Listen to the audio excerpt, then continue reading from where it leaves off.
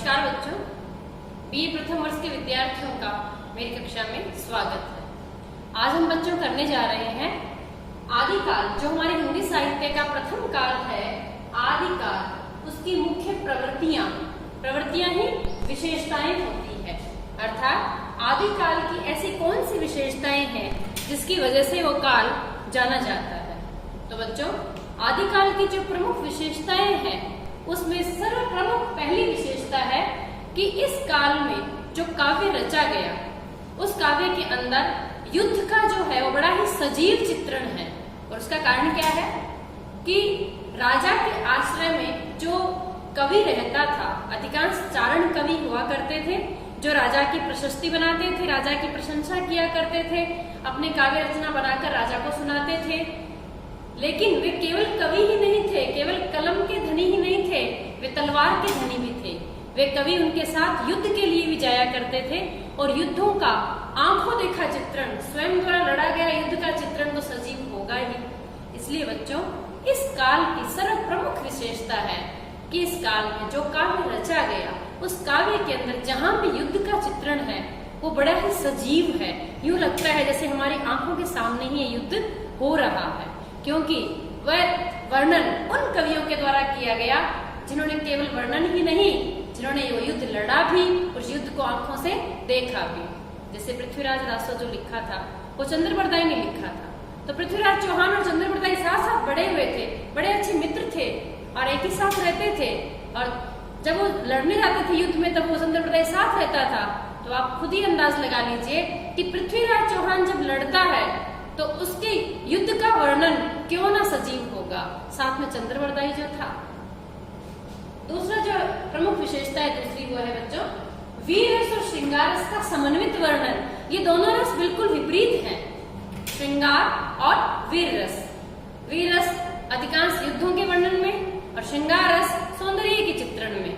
लेकिन आदिकाल में जो युद्ध हुआ करते थे, उस युद्ध के पीछे कहीं न कहीं कोई सुंदर राजकुमारी हुआ करती थी।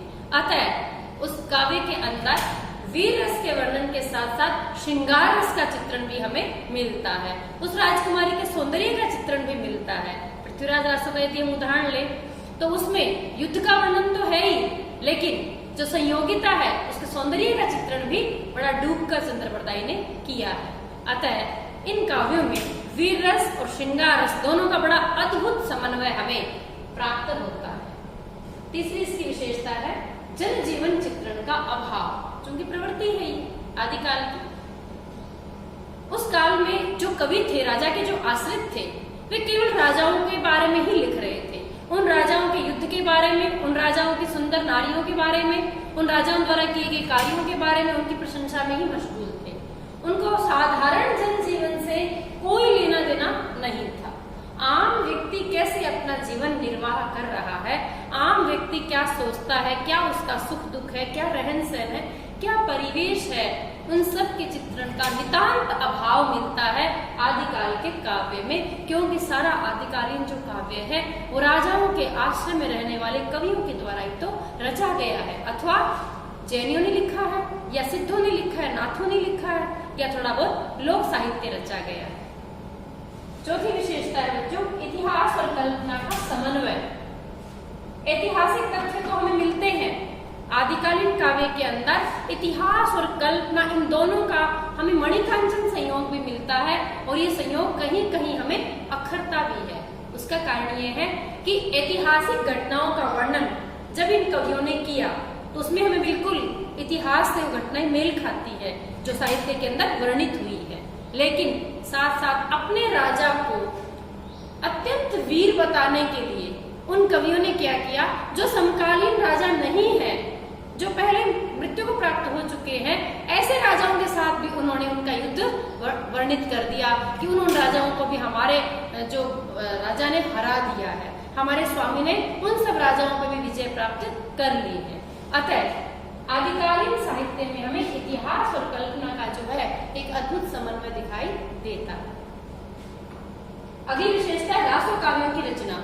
बच्चों, इस युग के अंदर अधिकांश जो काव्य रचा गया वो रासों के नाम से रचा गया। रासो वैसे तो अपन राजस्थान में रासो कहते हैं कि बड़े भारी रासा हो गया, मतलब परेशानी हो गई, विपदा हो गई, युद्ध के लिए भी वर्णित होता है, रास जीवन के लिए भी होता है, रासक शब्द का प्रयोग भी होता है। तो इस काल में एक ये फैशन सी चल पड़ी थी कि जो ग्रंथ लिखे जाते थे उन ग्रंथों के नाम के अंदर रासो शब्द का प्रयोग होता था। रासो यानी उसके जीवन का चित्रण भी मिलता है, जैसे पृथ्वीराज रासो, परमाल रासो, हमीर रासो, बिसलदेव रासो, ये सब रचनाएं इसी युग की है। इसके साथ ही छठी विशेषता है आदिकाल की डिंगल भाषा का प्रयोग। डिंगल जो साहित्यिक राजस्थानी थी उस समय की, उस भाषा को हम डिंगल भाषा के नाम से जानते हैं। तो जो अधिकांश काव्य जो रचा गया आदिकाल का, वो आदिकालीन काव्य के अंदर डिंगल भाषा का प्रयोग हमें प्राप्त होता है, जो ओज गुण के योग्य है। कारण कि जो चारण कवि थे वो जब राजाओं की प्रशंसा करते थे, उनकी प्रशस्ति गान करते थे, तो उसके अंदर उनको ओज गुण से युक्त वीर रसात्मक भाषा की आवश्यकता थी, और वो भाषा के जो गुण है वो राजस्थानी के अंदर ही मिलते हैं, डिंगल के अंदर मिलते हैं। उदाहरण के तौर पर एक चारण की 2 पंक्तियां मैं आपको बताती हूँ जो राजा की प्रशंसा में वो इस तरह से गाते थे। थासू ही थारो जस ऊंचो, थासू ही थारो जग ऊंचो, थासू ही थारो नाम ऊंचो। अर्थात आपसे भी बड़ा आपका नाम है, आपसे भी बड़ा आपका यश है, आपसे भी बड़ा आपका रचना संसार है। तो इसके लिए उनको ओज गुण की आवश्यकता है, और इसके लिए उन्होंने डिंगल भाषा का खुलकर प्रयोग किया। बच्चों, सातवीं विशेषता है राष्ट्रीयता का अभाव। यानी उस समय जो एक तो आंतरिक कलह और एक बाहरी आक्रमण, छोटे छोटे स्थान को लेकर राजा हुआ करते थे, वो उनका राज्य था। जैसे बीकानेर राज्य था, जोधपुर राज्य था, उदयपुर राज्य था, ये छोटे छोटे राज्य थे। तो ये छोटे छोटे राज्यों के जो राजा थे वो केवल अपनी ही सीमा को अपना राष्ट्र समझते थे और दूसरे को पराया। अतः वो दुश्मन था और ये अपना था। अतः पूरे देश को लेकर, पूरे भारत देश को लेकर हम यदि राष्ट्रीयता के भाव की दृष्टि से देखें तो आदिकालीन साहित्य जो है वो राष्ट्रीयता का नितांत अभाव हमें उसमें मिलता है।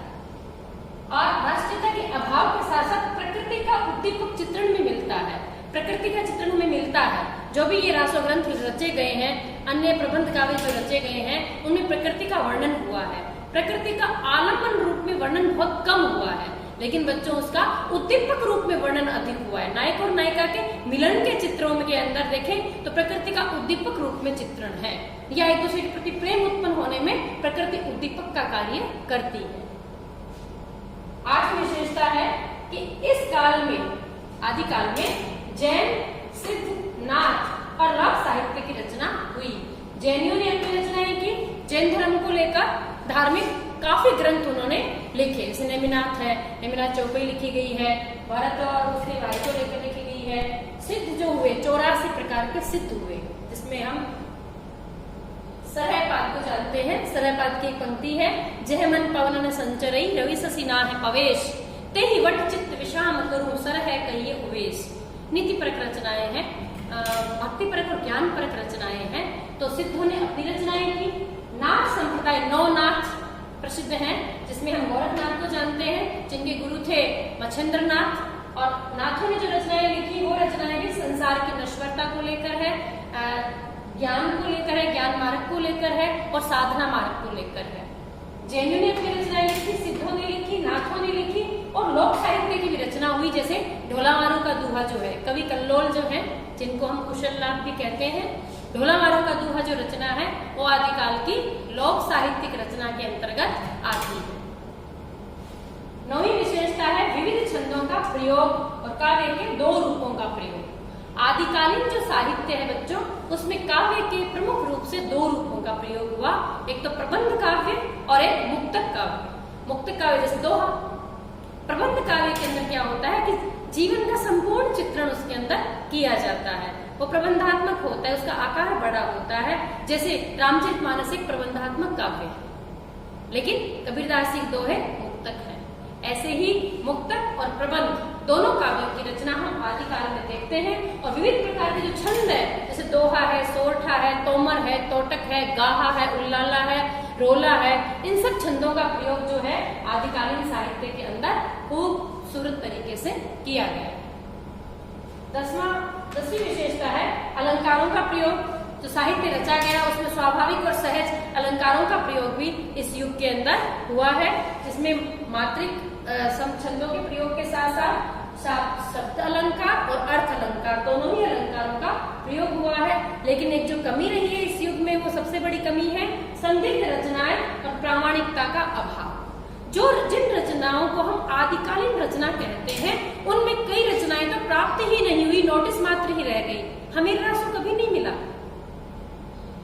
इसी प्रकार पृथ्वीराज रासो के 4 संस्करण मिल गए, 4 अलग अलग जगह से, चारों के अंदर छंदों की संख्या भी अलग अलग है।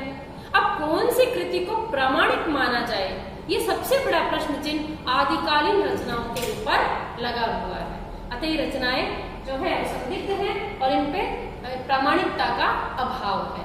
ये बच्चों, ये आदिकाल की प्रमुख प्रवृत्तियां हैं। धन्यवाद।